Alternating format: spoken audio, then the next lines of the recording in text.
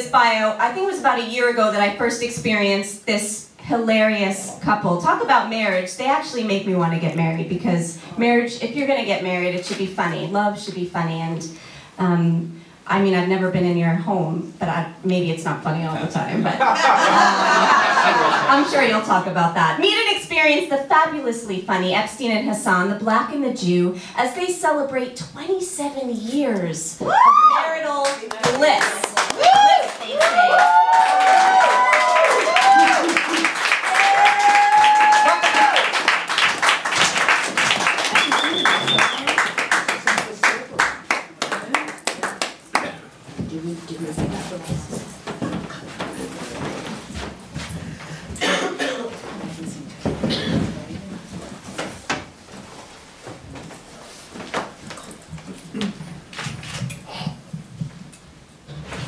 So good evening, we're Epstein and Hassan, the Black and the Jew, and on January 9th of this year, we actually did celebrate our 27th wedding anniversary.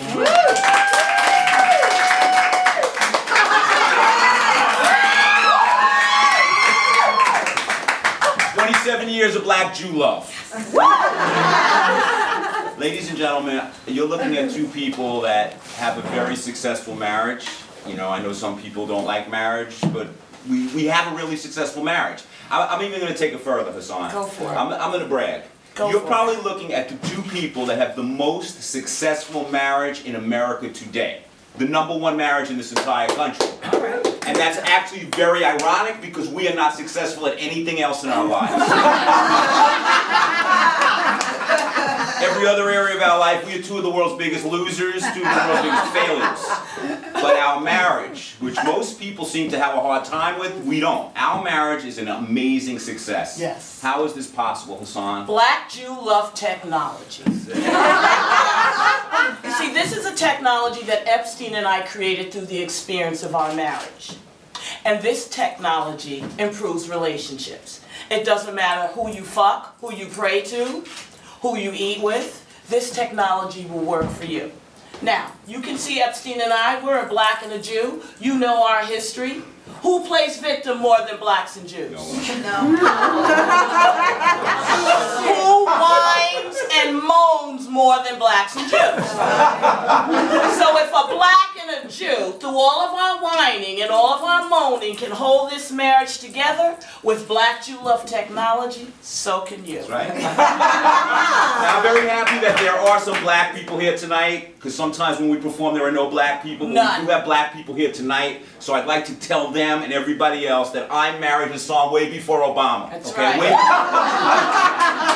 Way before Blacks were popular. That's I married Hassan. See, now pretty much everybody has a Black friend. Everybody has a Black friend. It means shit nowadays. That's right. When we did it, it meant a lot. As a matter of fact, our marriage goes back so far that I married her before Mayor Dinkins. That's right. This Black Jew love affair has lasted a long motherfucking time. Now let's be politically incorrect. Yeah. Yes! He married a dark one. That's right. See, I didn't take the easy route. So many white guys do. You know, you meet a light-skinned Black woman, you bring her home to meet your family, you convince them, she's not even really Black. Maybe like one person, 14 I wanted my parents to have a fucking heart attack, which they did when she strolled through that door. That's right. Guess who's coming to dinner and staying? That's right. Me. Now, are there any Jewish people in the room tonight? Yeah. Okay, now I am going to break 2 lies that have been told about Jewish people. 1. All Jewish people have money. No, I married a poor Jew. It's a lie. He has no money. But see, you have to understand, when I took Epstein home and told my father, Daddy, I am marrying Epstein, he's a Jew, my father jumped up. He said, thank God, now we can get a discount. We can get some real estate, all the things Jews have. I said, no, Daddy, he doesn't have any money. And my father looked at me and said, well, why didn't you marry a poor Black man that worked in the post office? I said, no, because I wanted a poor Jew, and that's what I got.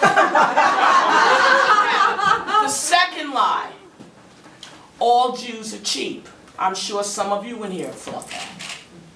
I'll repeat it. The second lie, all Jews are cheap, that's a lie.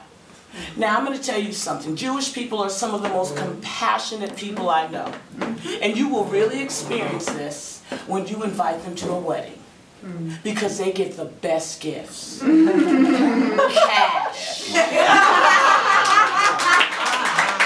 And lots of it. They don't give you that bullshit set of glasses. They know what to do. However, when they invite you to their wedding, you must give them the same amount. Not more, because they'll think you're being a big shot, and not less, because they'll think you're being cheap. You see, this is the thing many of you don't know about Jewish people. They have unbelievable compassion in their hearts and a ledger in their minds. And just like Spike Lee said, all they want you to do is the right thing. Now tonight we don't have a lot of time, so what we'll do is, because we teach this technology, Black Jew Love technology, which helps people have better relationships, better marriages, and tonight we're going to talk about something that will terrify most people. It's even the word itself is going to really frighten you when I say this word. And that word, of course, is monogamy. Monogamy is a terrifying word to so many people. It makes people like almost feel like claustrophobic. Like they're giving up their shit. They want monogamy. Not my personality. Now, we even started thinking about this even more because Dan Savage recently wrote this thing, and I'll just read it to you really quickly, about monogamy. And what he said is, I acknowledge the advantages of monogamy, Dan Savage said, when it comes to sexual safety, infections, emotional safety, and paternity assurances. Now, I want to say something, we don't have any children. In other words, you'll know who the daddy is if you're monogamous. But, he says, I want people in monogamous relationships to meet me a quarter of the way and acknowledge the drawbacks of monogamy. Boredom, despair, lack of variety, sexual death. Sexual death, that was my favorite one. And being taken for granted. Now, what we're going to tell you is that monogamy is like everything else. Monogamy inherently isn't good or bad. That's right. It's up to your mind, because it's basically what's in your mind is your reality. So how you perceive monogamy is how it's going to be for you. If you perceive it as a prison, very claustrophobic, that's what it's going to be. So what we realized was we were going to try monogamy, and we realized this about 29 years ago, probably, because we've been together before we got married. And we said, all right, how do we handle this? How do we make monogamy exciting and interesting? Because we can do it with our minds if we try. And what we realized is what you have to do is have the ability to be flexible, role play, and if you're very smart, you meet someone like Hassan who can do a lot of characters. So it's not exactly like I'm always fucking the same woman. It's actually like, well, we'll show them this song. Why don't we show them how you can do this? Oh, shit.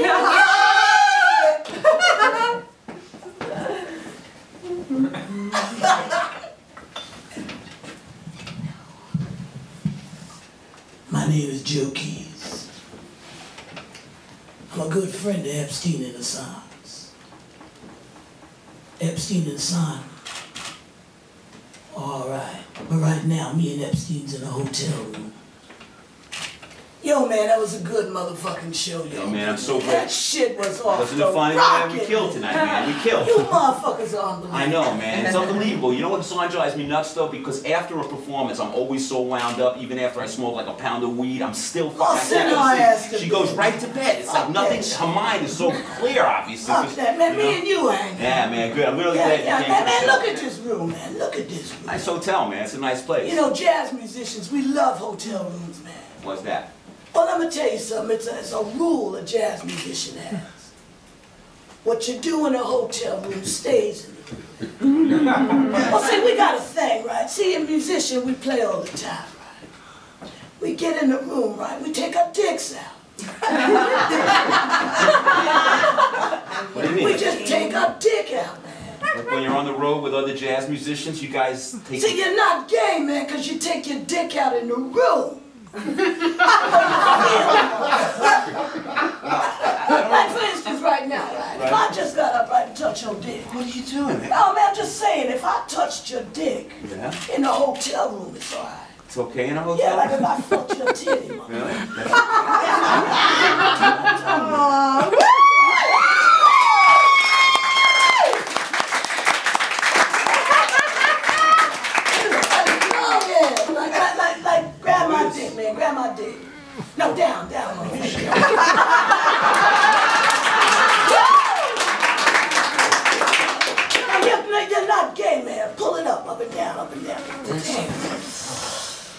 something, Joe? I mean, shit, motherfucker. I'm not gay, right? Motherfucker, stop. I'm in a hotel room and I'm not smiling, right? Because as long as we don't smile, we're not gay. Okay?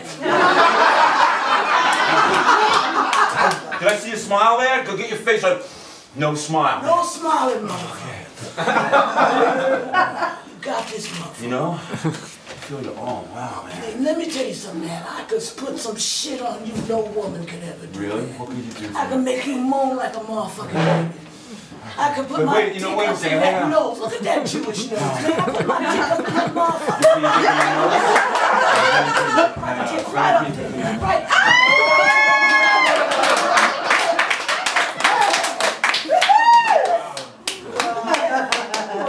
Now, once we leave this room, man.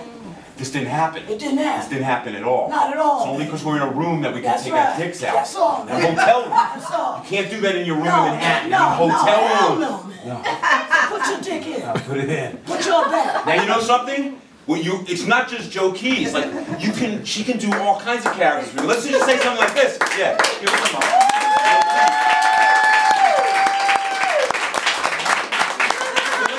Let's say you wanna, everybody has different fantasies. Maybe you had a fantasy that you want to have sex with a woman that has a speech impediment. Now, all I'm saying is, I can suck a dick better than any motherfucker. Now, well, let's say you really, you're a white guy like me, and you want to have like a really angry black woman. Hurry up, you white motherfucker, and finish fucking me now! Put your motherfucker up in my black ass and smell it, bitch! Well, that's before I rob you! A lot of people don't realize this.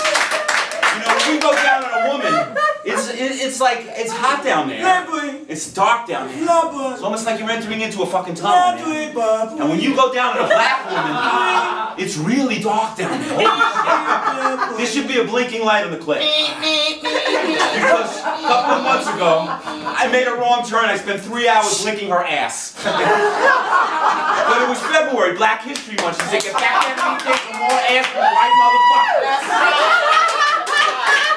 But let's say you even wanted to have a fantasy like recently Dick Clark died, but I was more of a Soul Train fan. And I had a fantasy about one of those, I guess it's called a homoerotic fantasy. I had this fantasy about this guy who was one of the Soul Train dancers, Kermit Davis Jr. Kermit. Baby. I'm gonna be me and squeeze me a titty.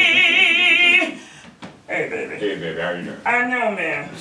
All these women in here with no drawers on. Man, nobody's got drawers on. No bitch got drawers on. I like a woman with no drawers, Joe. Me too, man. You can go right up in there. So what are we telling you tonight?